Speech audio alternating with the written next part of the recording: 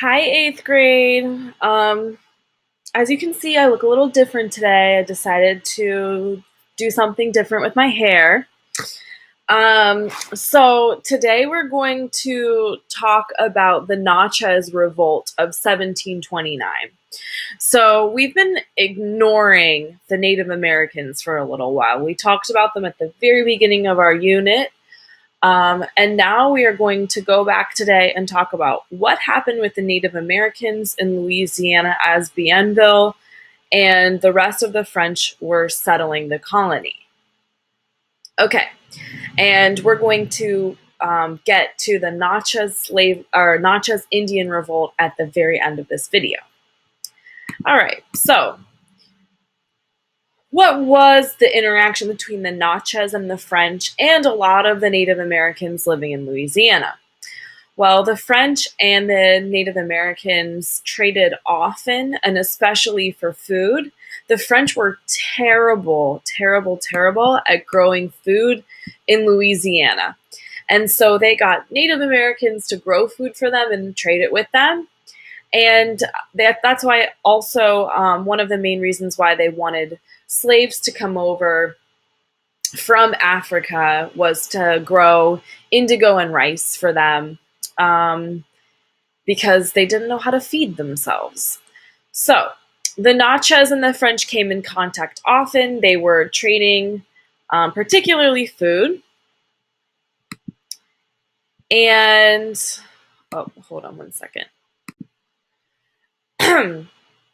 And, okay, so this is an example of a Natchez hut. It's very famous and it's particular, kind of like, it looks like a Hershey's Kiss, I guess. And Bienville came in contact with the Natchez, and he actually was not terrible in the beginning. So like in the early 1700s, like from 1700 to 1715, he was okay. He learned the native languages that were in Louisiana, and he participated in what's called the calumet, which we know is the peace pipe. So he would smoke this pipe, which was very popular in Louisiana. And I think that endeared him to the Indians. They liked that he would smoke this with them. It showed a sign of respect. So Bienville wasn't, in the beginning, he wasn't bad. He really wanted to try and make things work. But things started to unravel a little bit. So one thing that you need to know about the Native American populations in Louisiana is that they oftentimes sided among trade lines. So they decided they either wanted to be with the British or with the French. So the Chickasaw went with the British. The Natchez originally went with the French. So let's look at this map. The French, remember, had started to colonize all up and down the Mississippi River, if you're looking at the arrow where I'm pointing here. So the Natchez region was right on the river here in this very fertile floodplain. And they came in contact with the French. So they sided with the French. One thing that the Chickasaw and the Natchez would do is they would raid other Indian nations, and they would steal the Indians for slaves and then sell them to the Europeans. So there was a lot of problems happening at this time. A couple quick details about the Natchez that you don't really need to know, but I find pretty interesting, is that their culture was very different, and people that study Native Americans in Louisiana have realized that their language was unrelated to any other language in the entire United States. So the Natchez were very unique.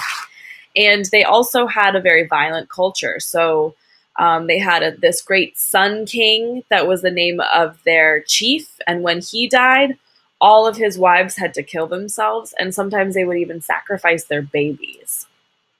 So very interesting culture. Feel free to read more about the Natchez and come up to me in the cafeteria and tell me some stuff about them, because I find them to be super interesting. Okay, so where are we? Oh yeah. Bienville's smoking the peace pipe. He's getting along. He's speaking their language. He's trading with them for food. But there's a problem. Bienville was called back to France in the early 1720s. And his successors didn't really do a very good job at making friends with the Native Americans. They kept taking over their land. And the Natchez didn't really like this very much. So all these problems started to happen, and this culminates in what is known as the Natchez Uprising or the Natchez Revolt. All right. So this is where it happened. It happened in Fort Rosalie, which is a little bit north of New Orleans, right here in the Natchez region. The French had built an outpost there to trade more. And basically what happened is the French had their fort, and they requested to the Natchez if they could extend their fort. And the Natchez were really angry about it. The French tried to just move into their land, but the Natchez were like, wait a minute, you can't just move into our land anytime you want. And so they reached a point where they felt justified in attacking this settlement at Fort Rosalie, and they killed 230 settlers. They slaughtered them.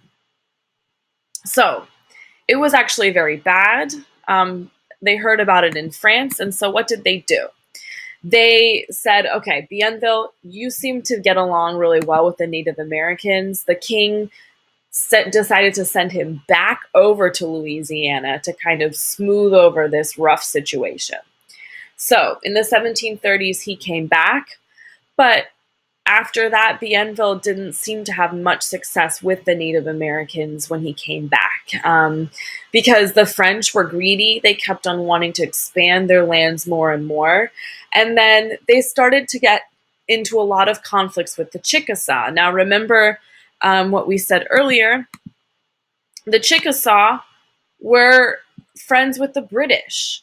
So the British were natural enemies with the French, and so the Chickasaws were enemies with the French. And so Bienville launched 3 different campaigns to try and wipe out the Chickasaw, but guess what? Bienville was very unsuccessful at that, and we'll talk about that today in the direct station.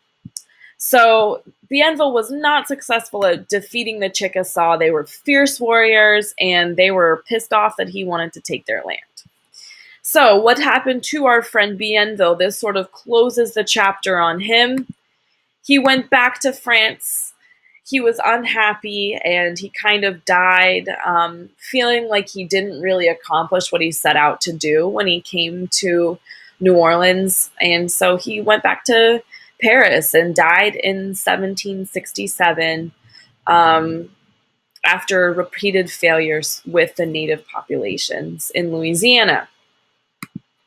And why is this important to know? Well, as you can see, the French and Native Americans come in contact a lot throughout early colonial history, and it's very complex. But the main idea that I want you to get from this is that things started out really cool, really good. Bienville was making progress, but then as the settlers expanded, as more people moved to New Orleans, they started to expand into native land, and that's when conflicts started to happen.